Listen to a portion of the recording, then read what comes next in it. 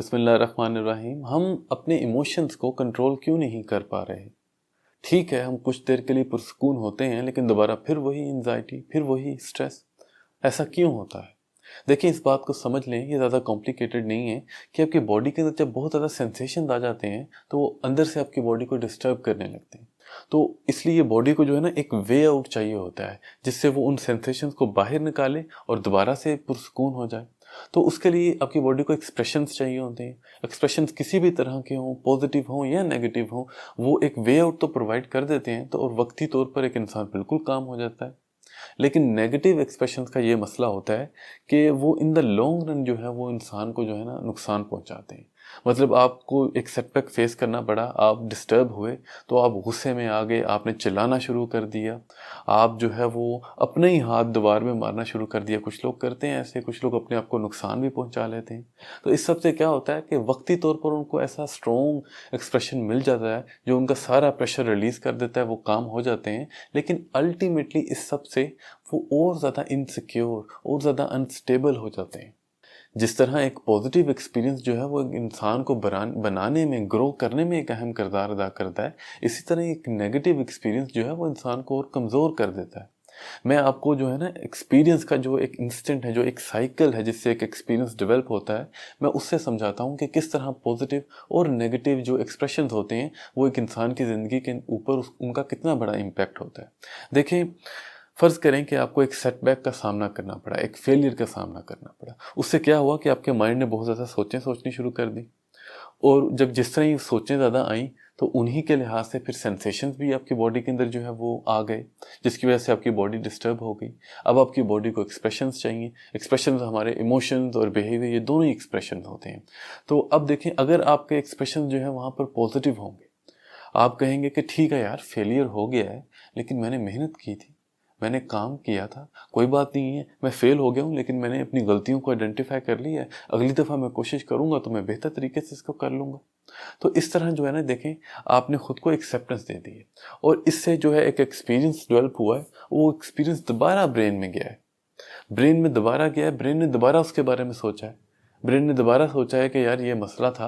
तो आपके जहन में फिर वही जो आपने पहले इमोशंस क्रिएट किए पॉजिटिव, कि यार कोई बात नहीं, मैं इसको कवर कर लूँगा, मैं मेहनत करूँगा। तो इससे क्या हुआ कि अब नेगेटिव प्रिडिक्शंस होने की बजाय ब्रेन ने भी जो है ना वो पॉजिटिव प्रिडिक्शंस करनी शुरू कर दी कि हाँ, मैं मेहनत करूँगा। वो मोटिवेटेड फील कर रहा है कि मैं मेहनत करूँगा और मैं इस मसले को हल कर लूँगा।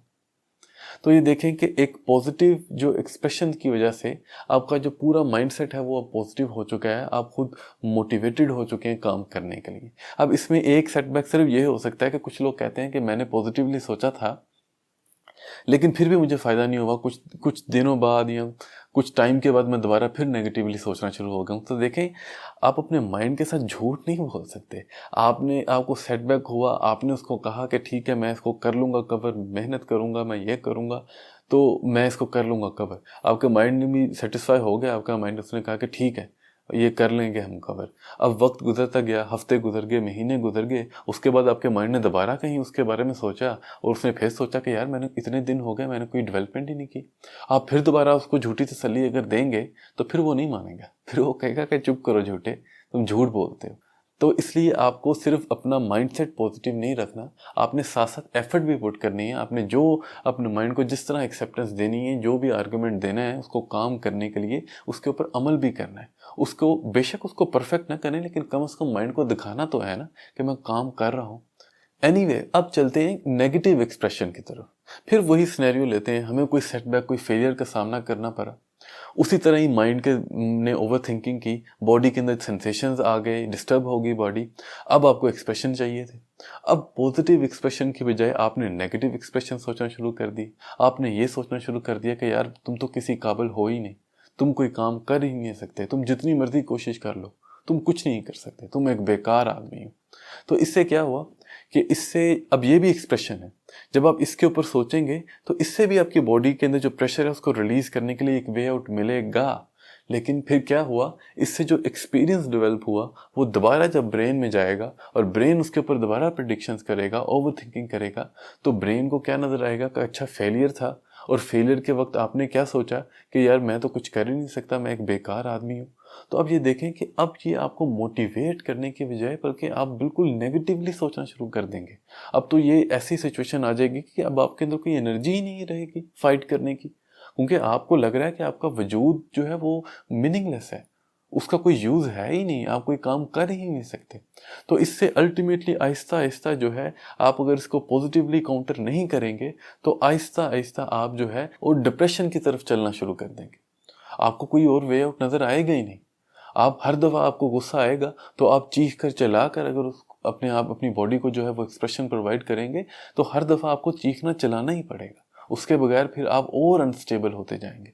आप जब तक चीखेंगे नहीं, चिल्लाएंगे नहीं, आपको सुकून नहीं मिलेगा। तो इसलिए देखें, हमने जो है वो कोशिश करनी है कि अपनी बॉडी को, गुस्सा तो आ जाता है लेकिन हमने अपने आप को पॉजिटिव एक्सप्रेशन देने हैं, एक्सेप्टिंग जो है इमोशंस देने हैं। उससे हमारी बॉडी जो है वो काम हो जाएगी, हम और पुरसकून हो जाएंगे, हम और कॉन्फिडेंट एंड मोटिवेटेड भी फील करेंगे ज़िंदगी की तरफ, क्योंकि हमें एक्सेप्टेंस मिल रही है।